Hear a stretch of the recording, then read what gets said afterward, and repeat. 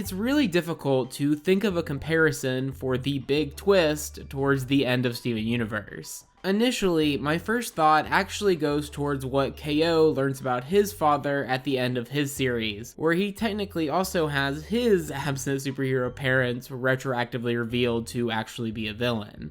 But if you've seen OKKO, then you know that's about where the similarities stop. Not only does the protagonist go from learning his father was a good guy to learning his father was a bad guy within the same episode, but it's also just never really meant to have the same type of impact as it has on Steven, with KO pretty quickly just moving past any emotional turmoil. Perhaps the twist I see most often compared to the one at the center of this video is Gravity Falls' reveal of a second Stan. And while I do agree that this comparison makes sense if you just kind of look at the magnitude or how well set up the twist is, thematically it's pretty hard to find any ties. Speaking of themes though, I actually think the title of most thematically similar might go to what we learn about Hunter towards the end of the Owl House, with him being even more connected to the series' big bad than we think, just like Steven. But even then, it's not really entirely equivalent, as even when just ignoring the difference between the amount of focus that Steven and Hunter get in their respective series, it's just kind of difficult to think of two characters who are more intrinsically different, which makes their responses to these barely similar reveals feel entirely distinct. And while we could keep having this discussion forever, with Star Vs having the family entanglement to match, and Bee and Puppy Cat's robotic protagonist also struggling to fully relate to those around her after her big identity twist, I think by now you've probably got what I'm trying to say, which is that there's just not a single moment in any other cartoon that hits quite like the reveal of Rose Quartz's true identity. And that's pretty much all we're here to talk about today. Originally, this video was just going to be about a single pale rose, but I ended up having too much to say on the twist as a whole, so now we're here. Apologies in advance for the fact that this one kind of feels like 3 different videos jammed together, but let's just ignore that for now and talk some Steven Universe. I'm not a real person. As I'm sure some of you have already started doing in the comments, you can really make up whatever criteria you want for whether any particular twist is good or bad. But I think that one that most people will agree with is regarding how the twist is set up. It's all about striking this balance between wanting to give clues to prompt possibly correct theories, while also still allowing the big reveal to hit as a big reveal. Nothing is worse than having a viewer know for sure that something is true before you reveal it, or the reverse, where it feels like it just comes out of nowhere. With all of that being said, I think it's pretty fair to say that Steven Universe kind of objectively nailed it on that front. Maybe it's just a me thing, but I both can't really understand how anybody could watch the show and be surprised that Rose was a diamond, and also know that me and most viewers at the time did exactly that. While there were certainly fan theories that were pretty accurate pretty early on in the show, the vast majority of fans did not think that they were true, and those who did certainly weren't actually confident. Throughout the latter half of Steven Universe, a good chunk of the more lore-focused episodes are built around the idea of feeding us a mostly false narrative about how Rose Quartz shattered Pink Diamond, which only gets harder and harder to follow the more we learn about it. Already, there's this weird constant throughout the show where the audience is supposed to question how Rose had all of these powers in the first place. One of my favorite little pieces of mostly unspoken world building in this series is the general power decrease as gems get newer and newer, and Homeworld presumably gets less and less patient with their creation. Sure, there are some exceptions to this, but generally the gems that were made either on Earth or post-war, such as Amethyst or Peridot, are just significantly less powerful than their predecessors. So when we're led to believe that Rose was created on Earth, and yet still had all of these amazing powers that no other quartzes seem to possess, it just doesn't make sense. And then the show tells us that she single-handedly shattered the 4th most powerful being in the universe. None of this adds up from what we know about the mental state or the physical abilities of Rose, and that's kind of the point. Upon my first rewatch of the show post A Single Pale Rose, I remember initially being so frustrated at just how oblivious every single character was to the obvious discrepancies here, but I eventually realized just how intentional this is. In the final couple dozen or so episodes, as the series continuously forces a moral referendum of rose quartz onto both its cast and viewers at every turn, one of the themes that the show will really laser in on are the dangers of fully and blindly idolizing someone. But a rewatch will show that this theme was always there. The more you think about it, the less logical it becomes that Amethyst and Garnet spent all of these thousands of years with Rose and never questioned any of her mythology. But that's because these characters could never be logical about it. While most of the seeing Rose as God stuff was explored in the show using Pearl, it's not hard to see just how much the entire team depended on their leader. Without Rose, there would be no Garnet, and without Rose, Amethyst would still be alone. These are characters that owe their entire lives and all of their relationships to this one supposedly perfect being, so obviously they aren't going to allow themselves to spoil that perfection. Despite what things I often say on this channel, Steven Universe is not a flawless show. I mean, I know I like it more than most people do, but even I can admit that there are several aspects or decisions in the series that no amount of blaming Cartoon Network can help me wrap my brain around. But it's pretty hard to argue that this series didn't understand how relationships can encourage, or ultimately cause, one to make otherwise questionable decisions. I mean, just look at pretty much any of the shitty things that characters do in this show, they're all done because of an affection for somebody else. Pearl keeps all of these secrets because she loves Rose too much to share them. Steven constantly keeps Connie out of danger against her wishes because he loves her too much to let her get hurt. Greg gave his son too much freedom because he loves him too much to allow Steven's childhood to look like the one that he hated. The show is just filled with characters being unable to accurately parse reality through the lens of their relationships, and that's ultimately what allows this inherently slightly silly twist to just work so damn well. But it definitely doesn't hurt that the episode happens to kick so much ass too. I was just wondering if maybe you shattered Pink Diamond.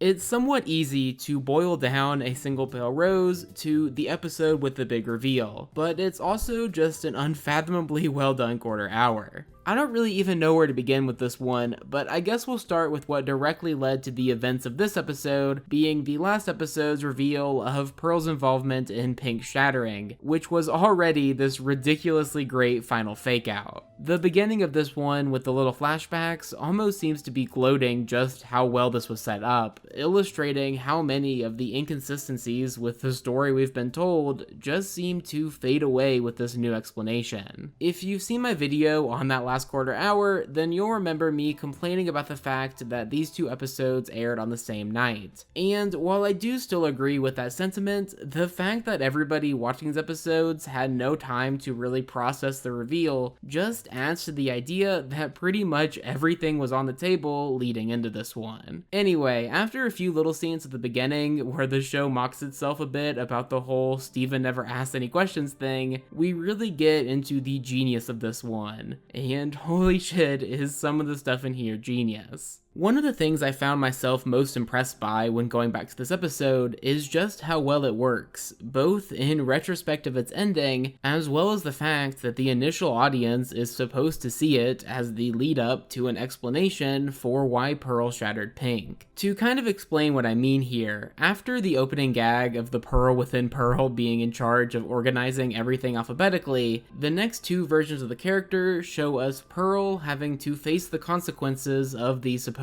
shattering. And no matter to what extent you know about the truth here, these two scenes still show what the character got out of this whole ordeal. Nearly everybody she knew facing a fate worse than death, and the person she did it for sacrificing herself as well. This is something that the rest of the series doesn't really tackle a ton, but there's a tangible amount of guilt within Pearl throughout this episode, and not only because she couldn't tell Steven the truth. Unfortunately lost in the shuffle of the big identity twist at the center of this one is the idea that, on at least some level, Pearl blames herself for the war, and it's pretty damn heartbreaking. And while I could talk about how much I like these two scenes right before the twist pretty much forever, and I do especially love the moment where past Pearl unknowingly tells Steven that him being born is going to ruin her life and it doesn't even faze him, this video is about the reveal, and there's plenty to talk about there too. Somewhat inherently, I think the moment that most people remember from this episode is Rose's line about how she can't shadow herself, and while I do quite like how they sneak that line in before she actually becomes pink, I still find it's everything around this moment that just works so well for me. On the front end, we get a little conversation between Pearl and Rose that highlights a lot of what we already know about each character. On the former side, the Pearl we see in this episode actually has a lot more in common with her blue and yellow counterparts than our current modern version of the character, with her being only slightly more loyal to her diamond than she is to the status quo. There's definitely a conversation to be had about whether or not those other two Pearls would have done the same thing here, but moving on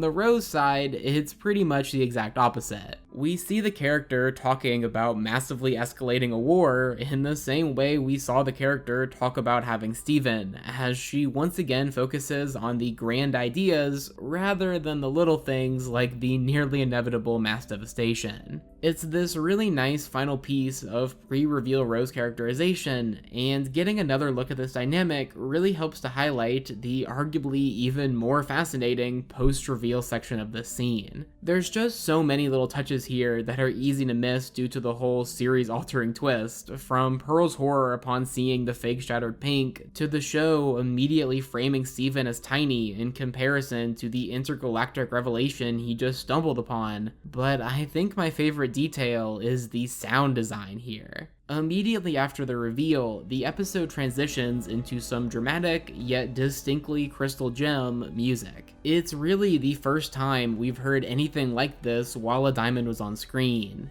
And with our characters talking about how great it's going to be in this new world they're creating, you kind of begin to forget the whole "the diamonds are evil" thing. But then Rose does this. So, for my last order to you as a diamond, please, let's never speak of this again.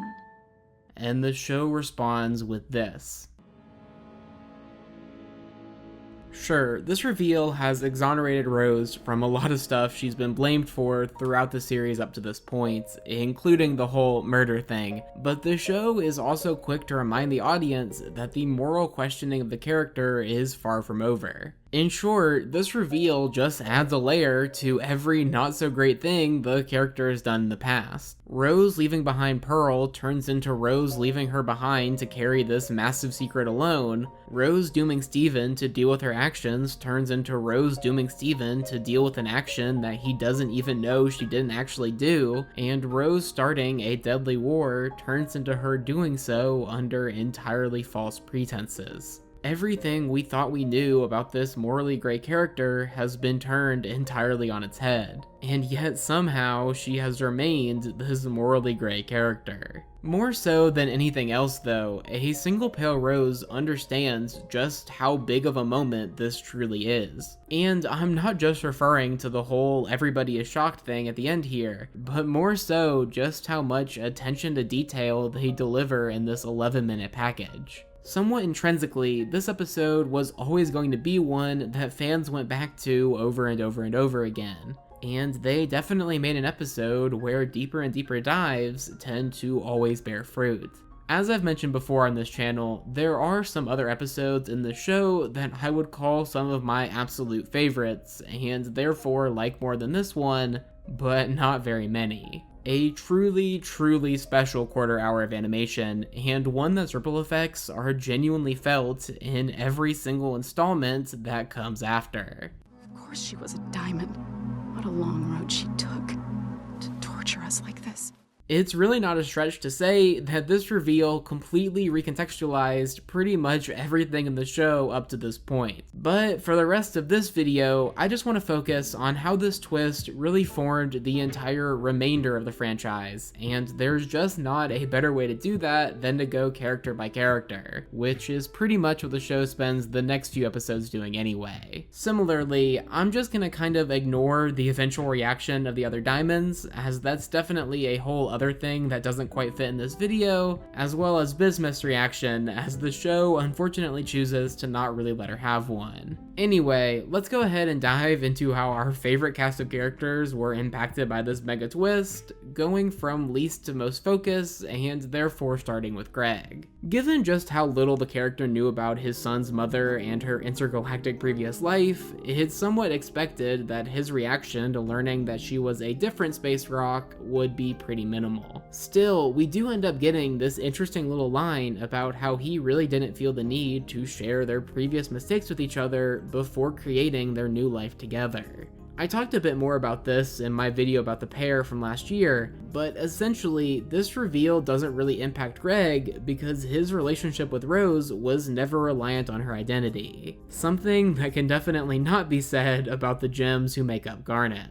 Out of everyone on the show, it's actually Ruby and Sapphire who immediately have the most visceral reaction to the reveal, and it's quite easy to see why that's the case. These two characters have allowed the fusion between them to pretty much define their lives for the last several thousand years because they were encouraged to do so by Rose, who turned out to not exactly be who they thought she was. In fact, for all the Rose haters out there, this angle can even be taken a step further if you look all the way back at the second season's The Answer. Throughout the titular conversation of the episode, Rose tells Garnet to live as a fusion without any more consideration and to stop asking questions. A moment that feels really sweet at the time, and a moment that becomes pretty horrifically recontextualized after the events of A Single Pale Rose. Anyway, immediately following the twist, Garnet splits up, and we get to see each of the two components have to confront the idea that, on a surface level, their entire relationship was built on a lie. On the Sapphire front, this mostly comes through her accepting that, even if Rose wasn't who she said she was, that doesn't mean that what she said wasn't true, or that she didn't care about Ruby and Sapphire. This is actually something I wish the series touched on more. The idea that this reveal also demonstrates Rose making even more of an enormous sacrifice, but nevertheless, Sapphire is ultimately able to recontextualize the past in such a way that allows her to realize that Garnet is still worthy of existence. And while this path could have also been given to Ruby, I really like that the show takes this final opportunity to really present these two characters as individuals, allowing Ruby to come to the same conclusion in an entirely distinct way. Whereas Sapphire embraced Rose's impact on Garnet in a different light, Ruby goes on a Western journey to learn to embrace Garnet outside of Rose's impact. Even if Rose was, in effect, not real, that doesn't mean that Ruby's love for Sapphire wasn't as well. A realization that ultimately leads to the pair's big wedding that kicks off the end of the show, in more ways than one. Sandwiched in between these revelations comes a little look into Amethyst's take on all of this, which ends up being this pretty fascinating angle on the character. After 8 or so minutes of mostly goofy Steven and Amethyst shenanigans, the series delivers a few minutes of reflection on both Steven's responsibility to deal with trauma he had no actual role in, and Amethyst's desire to mitigate that responsibility. Throughout this show, and especially in episodes like On the Run, Amethyst has done the same as many of the other gems around her and brought Steven into problems that he doesn't really have any part in. And that's what makes it so interesting that she just refuses to do it here. Of course, there are actual reasons why Amethyst would be less impacted by this than Garnet, as she didn't actually fight in the war, but there are definitely still reasons why Amethyst could take this personally, and it's a decision not to that shows this growth in the character that really nobody else in the series has. This ability to not allow new information to completely wreck her life. The fact that Rose Quartz was Pink Diamond doesn't necessarily have to impact how Amethyst views their relationship, and even if it did, that relationship doesn't even exist anymore. I don't really think that this is the show blaming the other characters for their emotions either, but more so just allowing Amethyst to demonstrate the strength required to not let these things rip her apart. And as a result, it's one of the best moments that her character ever gets in this show.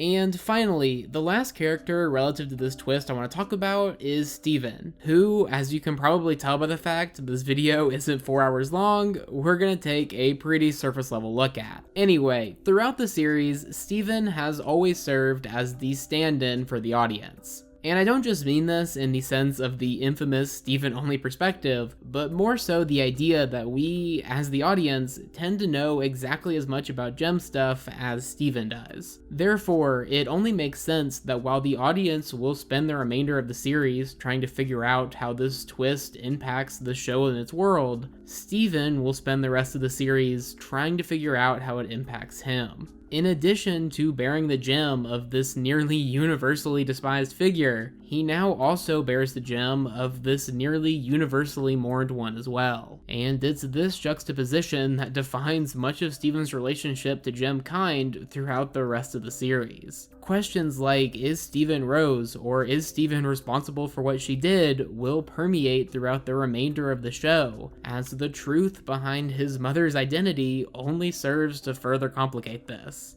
And while I won't bore you with talk about how Future is pretty much all about Steven discovering that he's really this entirely unique individual, I do think it's important to highlight how fundamentally changed this journey is by the events of A Single Pale Rose. A good chunk of the series after this point is about Steven needing to reconcile this idea that his mother is both solely responsible for the survival of humanity and that she did some pretty horrific things while she was a diamond, and after. Even if it is somewhat implied that Pink didn't fully participate in the atrocities committed by her sisters, stuff like the Spinel and volleyball situations paint a pretty clear picture that for Rose, completely moving on from the past meant completely moving on from the past, a luxury that Steven was simply never afforded. While Rose was able to live for thousands of years without a single mention of Pink Diamond, Steven doesn't even make it to 15 before he's forced to confront the past of his gem. And it's this confrontation that ultimately serves as a through line for the rest of the series. Anyway, that's about it for me. I know this video was a bit longer and weirder than my usual stuff, but I kind of just had too much to say about this topic to put it into a better formatted structure, so this is all I got. If you want a better way in the comments to tell me all the things I got wrong, then you can find me on the Bird App alternative where the skies are blue. But either way, this has been AmpleSamuel, and I'll hopefully see you in just a week or so for real this time. Thanks for watching.